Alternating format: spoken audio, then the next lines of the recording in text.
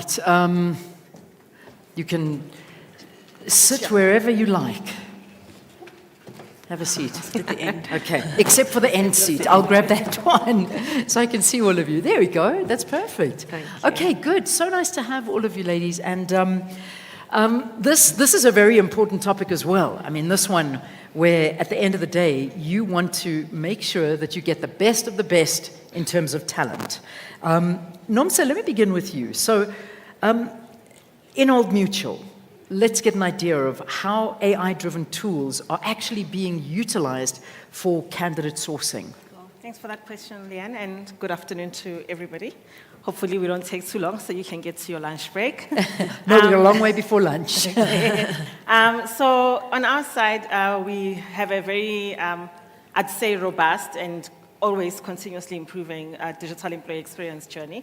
So I look after employee digital enablement, which includes both human capital technology and digital workplace enablement. And as a whole, that makes up the digital employee experience. And we've gone on a journey to merge a number of segments and a number of platforms onto one platform. I believe the speaker, Kiveshan was here earlier, so we moved on to Workday a few years ago.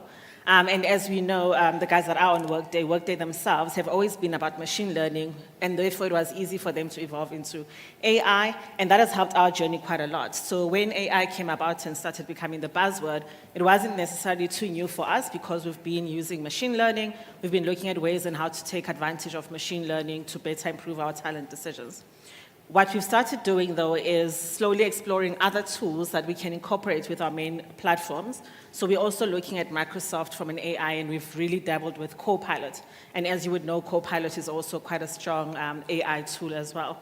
So incorporating a various number of tools and through our hackathons, quite a few bots that our graduates have built as well. So we run hackathons every now and then. Our graduates as well as employees build AI bots and other tools that we can incorporate into our HC processes. And we've started using that to look at how do we, besides just the attraction part of talent, once we've got the talent on board and in front of us, how do we better enable their careers as well? So from a talent acquisition point of view, from an AI point of view, it's really trying to look at how do you use AI to fast track that process. So where traditionally, you'd be screening through reams of paper, taking my word for it in terms of what I've put on the CV, what I've done, what I haven't done, and so on. If you really dabble with AI and start incorporating bots that really go and test the necessary things and sift out the necessary information from the system, from the applicant, it really makes your decisions easier. It also helps you between your different platforms before you even go out into the market to really check what do I have internally, what skills do I have against the projects that are coming up, and how can I merge those? So those are the things we've started considering and we'll be dabbling with as well. So how do we use AI to really scan our internal market, start to identify gaps between projects and the skills that we want, as well as what's available internally before we go externally, but also looking at, with us now on a journey to become a skills-based organization, how do we bring in competency libraries from the different places really into one place, merge it with our training, and be able to also develop our talent internally, which also fast-tracks the recruitment process as well. All right, interesting. So, I mean, Miskyah, from your side, when we talk about the advantages of AI, what are they, these AI-driven tools in terms of, or in comparison to the old traditional ways? Leanne, you know what? If I just think how much easier it is and how much time is saved today to get the right person. But recruitment actually starts long before we set out the advert or we're starting to look for the person. And communication is vital because my understanding of, for instance, a manager is different than yours. Yeah. So you have to match the two. You've got to understand what exactly are you looking at. And AI is phenomenal in that because it gathers information from everywhere. So your internal pool can actually first decide, how do I describe? So we put up the job description. And it is just, if you can think about traditional ways, we get everybody together and, like a brainstorm or whatever it is, and we point, this is what I need for that, that's what I need for it. But it's internal and it's so limited. Where today AI literally writes up a job description for you. And obviously you go through the points and you decide, no, it's not for us, and we refine it. But then, together with that, when you put it out in the market, it's so much more, I think, fairer towards your employee, your candidate, because it brings it down to exactly what are we looking for. Yeah. And then we don't waste their time, because, I mean, perhaps once again, traditionally, sometimes we would bring people in for interviews because we're not 100% sure. So it's a time saver.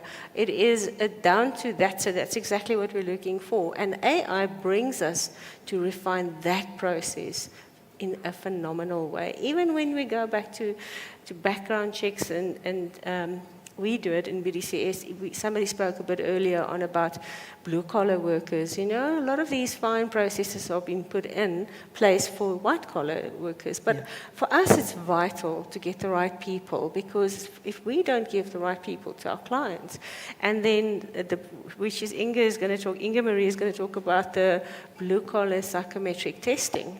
So how amazing is that? That we can say, for instance, we've got drivers or so. So how is it now that AI helps us to find a person that is predisposed to be a better driver? And that impacts a whole organization. Yeah. So if you employ people that are not, they can't make decisions quickly. You know, so you have a loss at the end of the day. So these recruitment things that are coming in with AI, when we embrace it once again, it really, really makes life a lot easier. That's fascinating. It really is. Do you want to pick up from what you were saying? Maybe I can comment. Please. So I think what's very important to remember or to think about is that it's here already. Yeah. It's not in the future. Artificial intelligence and predictive analytics is here already. And not only in the corporate environment, we're probably more aware of it in the corporate environment, or the white-collar environment, if you want to refer to it that way. But we, for example, developed a psychometric type pre-screening interview that's AI-powered, that helps identify the suitability of a professional driver, so truck drivers and bus drivers. So it can really be used in a variety of industries, really making a big impact. Sure. That's fantastic. I mean, I like I say, right at the beginning, this whole world, I didn't even know these kind of things were happening. I thought it was all in LinkedIn. That was about it. But clearly it's bigger than that one. But it's fascinating. I mean, Thembi, from your point of view, at Santam Insurance, how can organizations ensure, however, that these tools are used ethically? Thanks for the question, Leanne. But firstly, nobody recognized us today. Happy Global Talent Acquisition Day to all my TA people. It's very important. I'll start there. Happy what? Happy? Global Talent Acquisition Day. Oh, wow. They're probably sitting in interviews or screening CVs somewhere, so they don't even That's know. amazing. Okay, good. I'm glad you acknowledged us all there. But I think maybe from a point of departure, the first thing is around the fact that when we are bringing in these AI tools, we have to have all the stakeholders in the room, right? We have to have diverse stakeholders in the room. Because you don't want to find yourself in a situation where your AI tool is discriminating or is biased. Because the people who are in the room did not teach it the right thing. Remember, it's all about input, right? Yes. So you need to have a diverse pool of people. I think in an earlier conversation, you asked about persons with disability. You need to have everybody there. And we should all be available to play in the sandpit when this tool is being developed, so that I can pick up on things that may discriminate against Thembi. Wendy can do the same, Leanne can do the same, so that when we get to the end, we don't have to find ourselves in a situation where somebody's challenging this. So what am I also saying is that there has to be human intervention in the oversight process. You're not going to be able to decline a candidate and say, AI said so. Why was I unsuccessful? AI said so. You will find yourself at the CCMA very quickly. Fortunately, I'm not the one who goes to CCMA. I will hand it over to my schedulers colleagues. Another thing that is important, who is HR without a policy to guide us, right? So in terms of making sure that it's ethical, make sure that you've got a clear policy. And the process owner needs to understand that policy so that in the instance where you have to explain things, they're able to explain to whoever's asking the question. With your AI tool as well, you need to make sure that you constantly get feedback, because the colleagues have already said this is something that's continuously moving. So you need to make sure that you've got constant feedback. There's a feedback loop. I think the benefit of having HR as part of an AI process is that you will get instant feedback. So you can then bring in those type of solutions instantly as well. Having feedback from candidates as well on their experience, they can tell you that I didn't feel like this was for me. Because you find that with assessments, right? There are candidates who will do assessments and they say, but this assessment is not for a person from my area or a person of my color. Yeah. So you need to make sure that those type of things are removed. We also need to make sure that when we are putting this together have, and it's a team that I'm not really happy with, because right now they're giving me problems because it's IT audit. Very painful process. But they need to be in the room because they are able to scrutinize issues around data privacy. They are able to scrutinize how we are collecting data, how we are utilizing the data, and who has access to the data. Because you can also find yourself in a problem with regards to those type of things. So have those people in the room, have everybody in the room. Make sure that the process owner understands the system, can speak to it, can defend it where the need arises to defend it, and make sure that you keep the confidentiality, especially for the candidates. If you've got everybody in the room, it doesn't mean that everybody needs access to the data, right? You need to be very clear around who's going to use the data, how they're going to use it, and you need to communicate that to your candidates. So when they go into the system, your disclaimer or whatever consent form that they're filling in needs to be clear to say, we are using AI or we are using a particular AI tool. We are going to collect your data. This is what your data is going to be utilized for. And they need to consent. They need to opt into the process. If they don't opt into the process, you cannot utilize the information. So there's a lot of things that you need to have in place, but most importantly, have knowledgeable people, diverse people, have people who can audit it and continuously make sure that you're on the right side of the law, because it's also regulated, there's legislation that supports it, and also make sure that everybody who's in the room is able to have oversight and give feedback when the need arises. It is an AI and human intervention. Yes. If you think about it, right? We're not handing over everything to AI, because at the end of the day, when you go back to the stakeholders, you as Thembi need to be able to defend the process, because you're not going to ask the AI tool to defend you. They can assist you with the process, but they're not going to be able to defend your process for you going forward. Yeah. And that is important, and everybody needs to know that. Yeah. At the end of the day, you're the one who's going to be held accountable. Correct. You ain't going to get some AI machine that's going to get into trouble for it. Definitely not. Inge-Marie, let me come to you again. So when we talk about this predictive analytics, obviously we heard from Miskyah how it really does enhance and streamline and make the timing so much better, and it takes out all that unnecessary hard work. But how likely are the candidates, and what have you seen in terms of the success of clients in these specific roles, and this actually working specifically well? So firstly, I think it's important, I love the question around ethics, because it is our responsibility to make sure that it's set up correctly. The AI will only respond, and the predictive analytics will only respond with what it has been trained and how it has been set up. So that's very important, and there's a key responsibility there. But I'd like to highlight 4 aspects relating to the accuracy around placing candidates using artificial intelligence and predictive analytics. So firstly, objective decision making. Typically in traditional hiring, we rely on subjective judgment, which is open to bias. Yeah. So predictive analytics offers an objective layer by qualifying the potential of the candidate through data. In such, increasing the fairness of the hire, reducing human bias, and increasing diversity, which is a big problem. There was, for example, a consulting company, big consulting company in the UK, and they came to one of the companies we partnered with in the solution, and they said, we've got a big problem with diversity. And the reality was they kept recruiting the same profile in the same pool. They recruited a specific degree from Harvard and from Cambridge, and they expected a different outcome, but yet they copied and pasted the exact same thing. So the importance of diversity, and you guys will know better than anyone, is critical in making sure we get the right candidates and making sure we get a diverse workforce. Then predictive models. So algorithms... Can I interrupt you one sec Sorry, before you yes. get onto that? For a mind like mine, how do you eliminate bias from AI? How do you get fair hiring processes Yes. and the elimination of bias? So how we, for example... So algorithms... Can I interrupt you one sec Sorry, before you yes. get onto that? For a mind like mine, how do you eliminate bias from AI? How do you get fair hiring processes Yes. and the elimination of bias? So how we, for example, applied it in the assessment that we've developed is we focused the predictive model purely on what constructs will contribute to the predictors of performance. So Okay. not these type of behaviors or these specific characteristics as such, only characteristics and predictors that contribute to performance. And that means you can randomize all other characteristics, Okay. which means that you get the profile of someone that will be successful for the role, but that will potentially be all different profiles otherwise. So it doesn't mean because you studied a certain degree you don't have that skill, or because you've got a different background, or you come from a different setup at home, for example. It basically predicts that you are the profile of someone that is potentially successful for this role because of these characteristics. Everything else is linked to potentially who the human being you are. Okay, great. Interesting. All right, sorry, carry on. So then predictive models, so algorithms can be trained to predict future performance based on a candidate's past behavior and characteristics. And that profile can then be mapped against a predictive criteria for what would be successful in that specific role, pretty much to what I touched on just now. And that's important for us to define exactly what that role would be. And that's linked to ethics and the responsibility of making sure that these models are set up correctly. Rely on experts to make sure that it's set up correctly, inputs from business, inputs from everyone around the table in collaboration.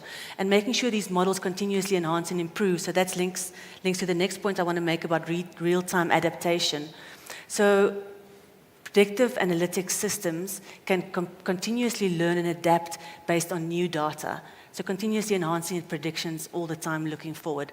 So the more data we feed it, the more information we provide, the richer it can become, making sure we provide it with the right data in a constrained and ethical manner.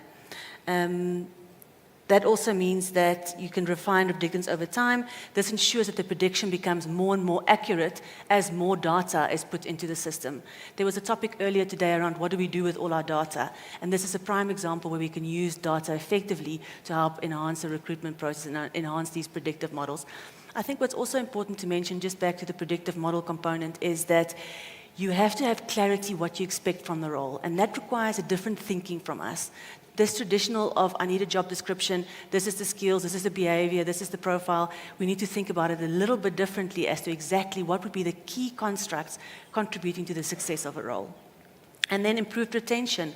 So by not only identifying someone based on the predictive model that will fit in perfectly within the company and will fit perfectly into the role to be successful in the role, but also someone that will fit into the culture of the company. You're able to identify people that are more rich and holistically performance as opposed to just a component of the performance and ultimately reducing turnover. Amazing. So something that's also getting into my mind now, and I leave it to all of you. I mean, Nomsa, I know I was coming back to you, but if anyone else feels stronger to answer this, please do. You know, surely from what I'm gathering here, the role of HR is completely being redefined in this day and age.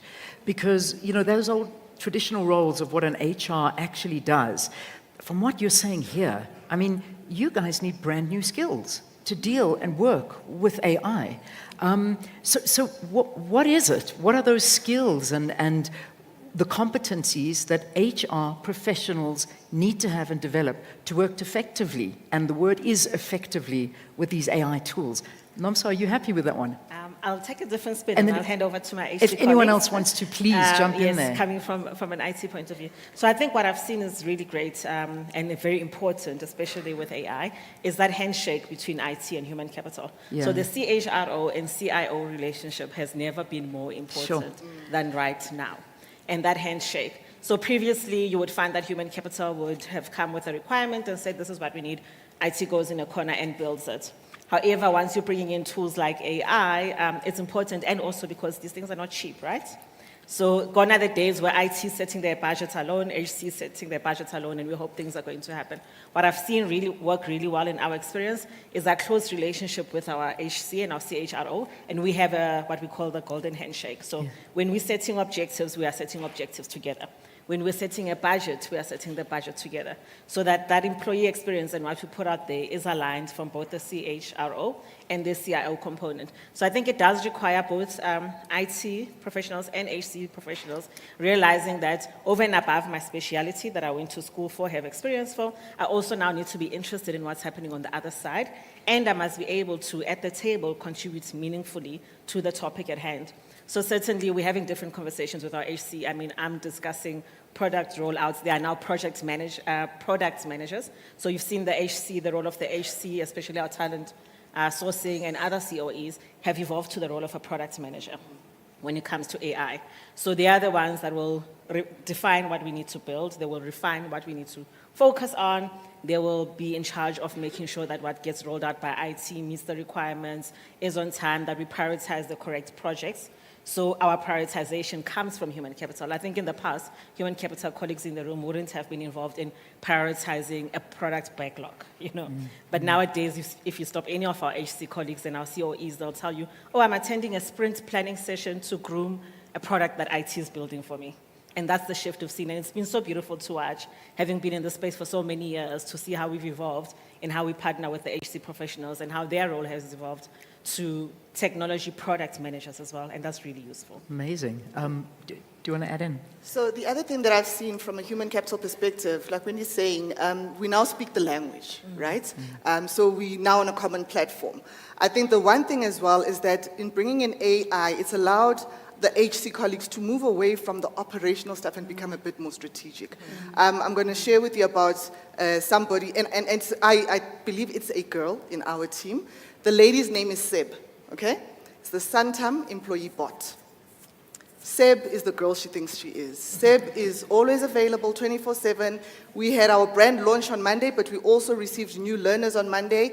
Everybody was at the festivities. Seb was working, and Seb was able to interact with everybody in every province at the same time.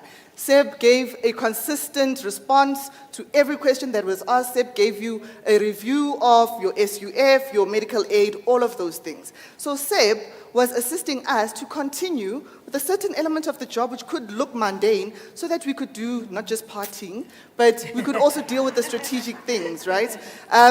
HC is also coming to the party in terms of putting the spec of these tools together, assisting with the AI modeling. Who would have thought? But we also realize that this is the way we're going.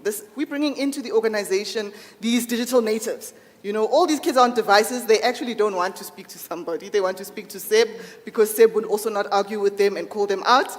But that's where we come in. Hence, I said that the human intervention in terms of oversight is still important. But we have come to the party in terms of understanding the jargon, upskilling ourselves from I guess, a digital perspective, understanding the digital landscape, and of course, the continuous learning. The CIO business cannot bring in anything without us understanding, because ultimately we have to take it into business. We have to be able to speak to it. So when they bring the strategy and they bring it together with the human capital strategy, we need to be able to show business how it comes together and be able again to go there and make sure that it is something that works for everybody. So we've really, really come to the party. I think even if I see some of the colleagues, they're attending all these digital courses, things we never would have thought of. We usually go for the soft skills, you know, how to manage emotional intelligence, you know, all of those nice softer things, but we're going hard in terms of making sure that AI can support our narrative. So the augmentation is important.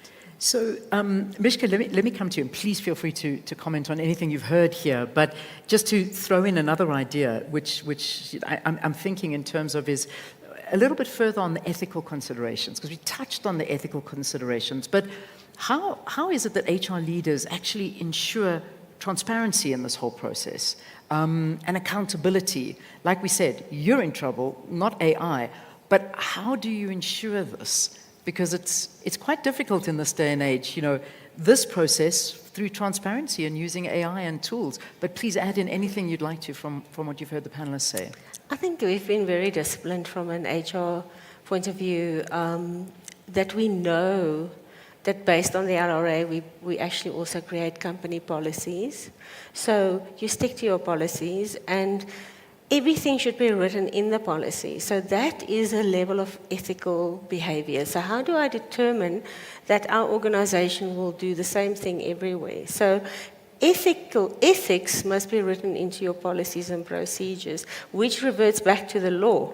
You see, so you can't actually go step out of that.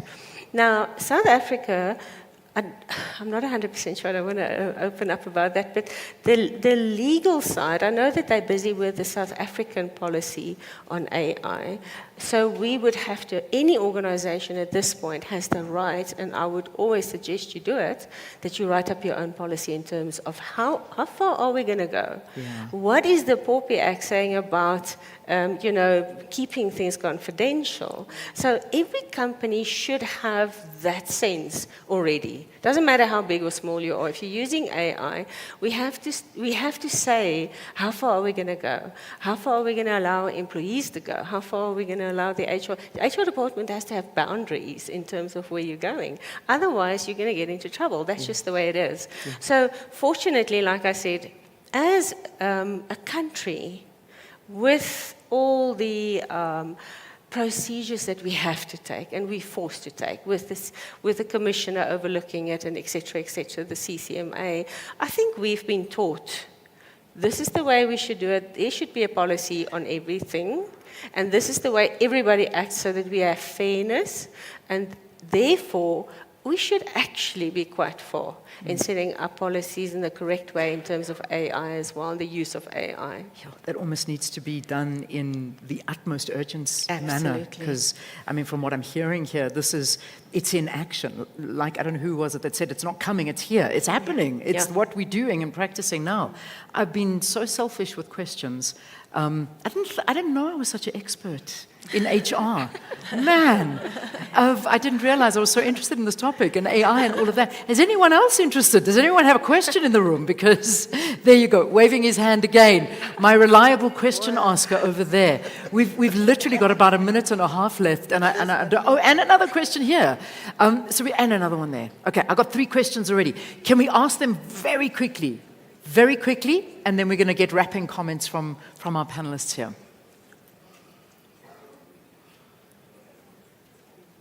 Okay, here comes the mic. And if you've got another mic in the room, please will you bring it? There's a question right in the front here, and another one at this table over here. There we go, right in the front over here.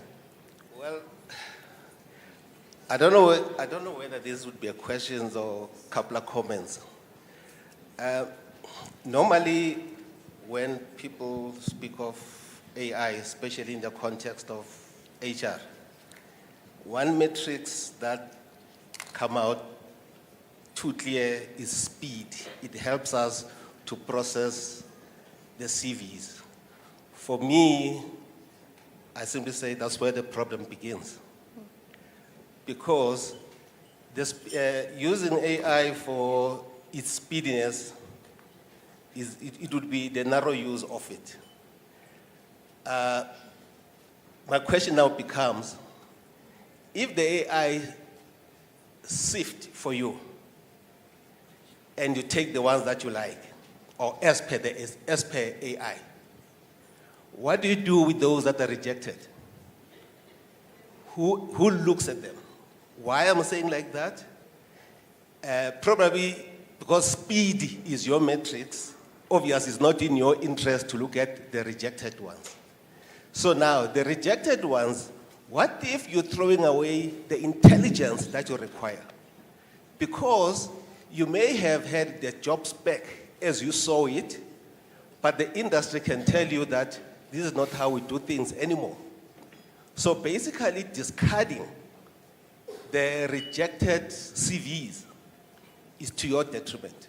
That is either comment or question, but that's my comment. Okay. So additionally, AI, there's this narrative that AI tends to create the sameness.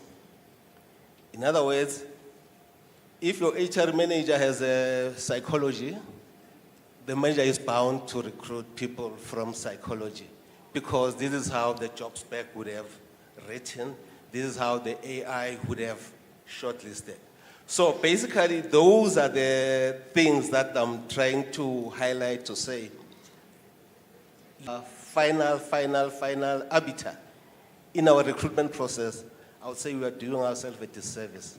Okay, let's leave it there. I'm going to ask not to comment now, but keep it in your head, because I know everyone wants to comment on that one. There was a question, I don't know where the mic is. Oh, have you got it now? Great. Okay, over here, and then the last one at that table. Okay, thank you very much. So I'm not an HR practitioner or HR person. That's why I'm going to probably ask this question.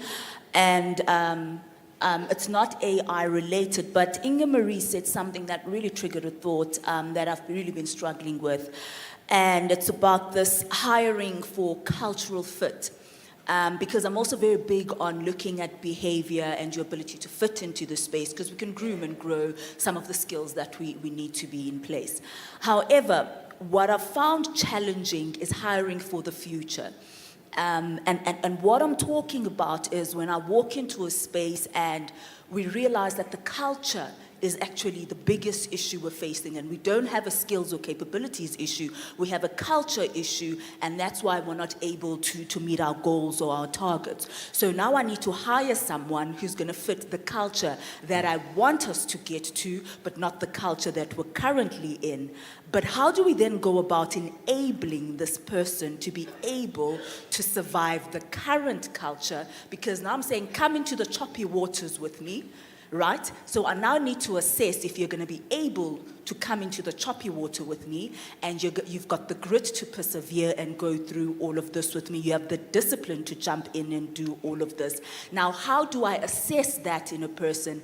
But also maybe, more importantly, how do we enable that person to change that? Because they're walking into the old culture and everyone else is obviously resisting and wanting to stay in that comfortable space. But we want something that's going to take maybe 5 years to change, and this person has to journey with us. Thank you. Yeah, important. I love that. You're going to add that in, no doubt. But that was very much so what I was saying right in the beginning, in the opening of the conference, is how people are able to adapt, but companies are slower to adapt than people. So that company culture wants to stay there. It doesn't want to change. And, you know, the staff that come in want to change it, but how do you do that? And the hiring criteria, that's a big thing. One final comment, I think. There we go, last one. Hello. From my side, I just want to ask, obviously, as we're looking towards the future of HR and integrating AI and automation into our processes is becoming increasingly important, of course. So now, for South African companies hiring or who has employed foreign nationals, managing immigration compliance is a critical aspect of HR, obviously. So I just want to ask if you can please share how your organizations are leveraging AI to ensure that the employees' visas or permits are valid at all times. I think specifically on how to validate or rather verify that those documents are compliant. And then also how to monitor as well the expiry dates of these documents to ensure that they are renewed on time. And then I think the reason for that question is because as an immigration advisor, we get quite a lot of number of companies and individuals seeking agent assistance with renewal at the last minute.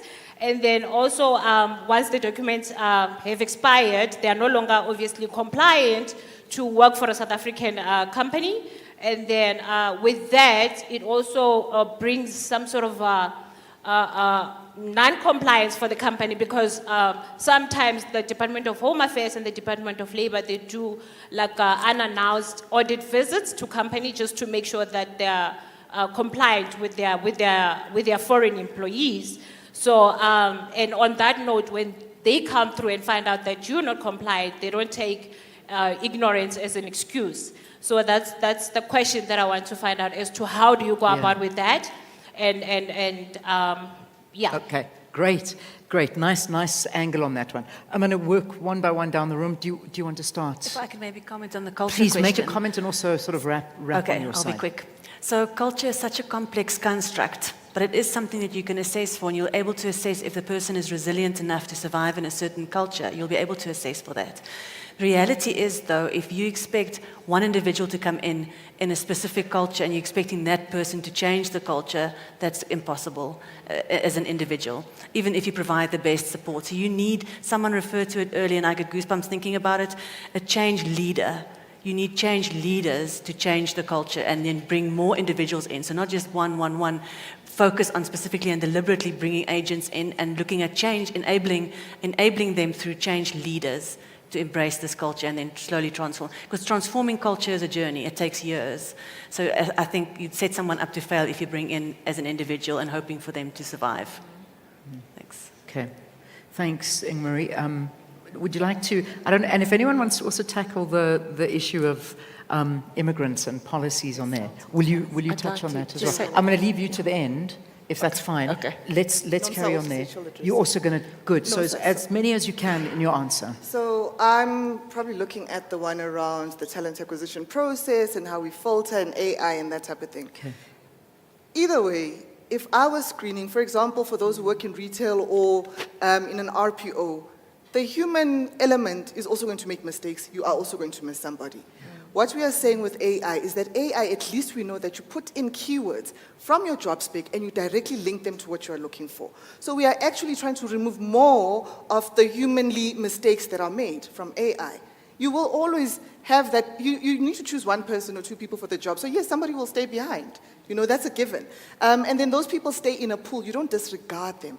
They stay in a pool. When the opportunity comes up, again, with the advancement of AI, now you don't probably have to advertise all your roles. You go into a system, you start creating Boolean strings, and then you can, again, pick up in terms of the keywords and then be able to shortlist those people. So in terms of AI being like a reserve tank, I don't think so, because then the world is going to beat us.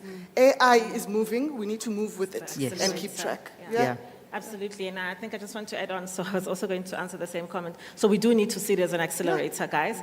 I don't think any of us want to stay being paper pushers, you know, wasting time. If the tools and technologies are advancing in a way that you can take out those mundane tasks, we must use it. It's definitely an accelerator. And you spoke earlier around how, which I really like, how AI tools will actually help you to assess for what's required, the skills that are inherent and required for the job.